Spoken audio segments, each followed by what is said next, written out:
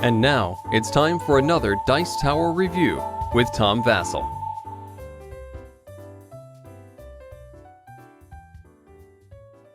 If I showed you this and said, what game is this? You would probably give me a variety of answers. You might say it's hearts, it's solitaire, it's poker. Because really this is just a deck of cards. There's no game. You don't go to the store and find it a specific game. It's what we call a system because you can play tons of games, hundreds, maybe thousands of games with this. Some of them are more popular than others: solitaire, hearts, spades, poker, Texas Hold'em, etc. But other games are less likely known, but still, a cheap $1 deck of cards can last you a long time and with a variety of games. The problem is it's a card game system, and sometimes we're looking for something along the lines of that same thing, but in a board game. We're looking for a board game system. Well, here I have from Ramalama a version of Piecepack.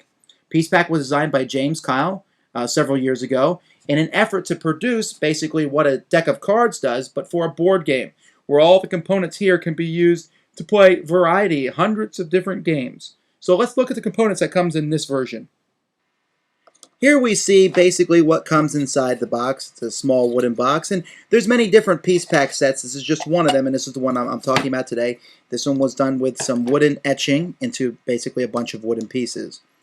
The Piecepack has 4 suits, basically. We have the sun, we have the moon, we have some crown-looking thing, and then we have something that looks very similar to the clubs, I suppose, but just the 4 distinct different symbols.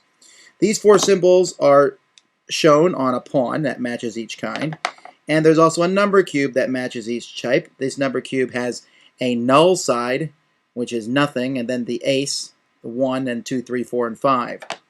There's also 6 tokens for each of the different suits, and on the reverse of these is an ace showing a star, a null, and then 2, 3, 4, and 5, just like the rest of the pieces.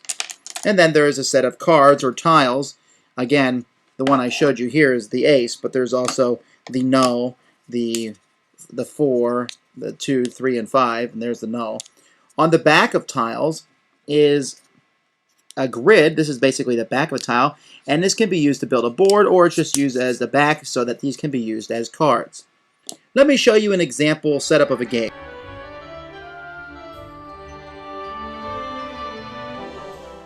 Here's an example of a game that can be played with the Piecepack set. This one's called Blockade.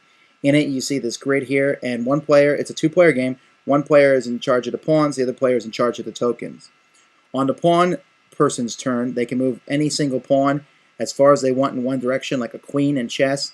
They can move through the tokens that have the symbol of that pawn on them, but they cannot go on the other tokens. Those block them into place. If they are on a token with their symbol on it, another token can move through them if, again, that token has a legal move. On a token player's turn, he can move one of each suit. Token, he can move it like a king in chess, one space in any direction. When he's done, he flips over the tile of that suits, and when all 4 are flipped over, then you know that his turn's over, and it's the pawn player's turn again, who can move 1 pawn. When you move a pawn to the other side of the board, it's this last row here, then the pawn player wins. The token player wins if the pawn player has no more legal moves. And you can see this game doesn't use the number cubes and doesn't use all the tiles, but most games use a lot of the pieces, and some games use all of them, and there's a variety of ways to use them. But this is a typical idea of what a game is like, and there's all different sorts of abstract strategy games.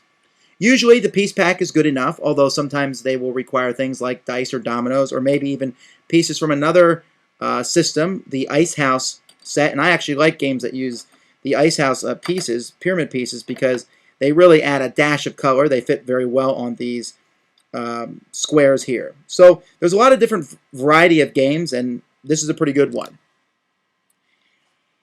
I'm not a huge fan of these system type games. They're fun and all that, but they seem, I don't know, I like when the pieces of a game seem specifically geared towards that game. But I understand the benefit of a system game or a system set of games, because here I can have a box, and in this box I have enough stuff to play hundreds of different games. And when I get bored, I go on the internet, find a new rule set, and download it. And that's a fascinating thing to me. Now, This is a good set, this RamalamaS one.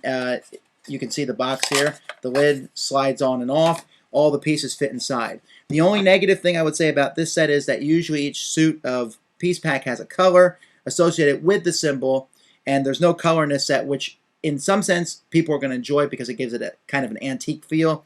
But for me, someone like me, as you can see, I'm pretty color oriented. I miss the color.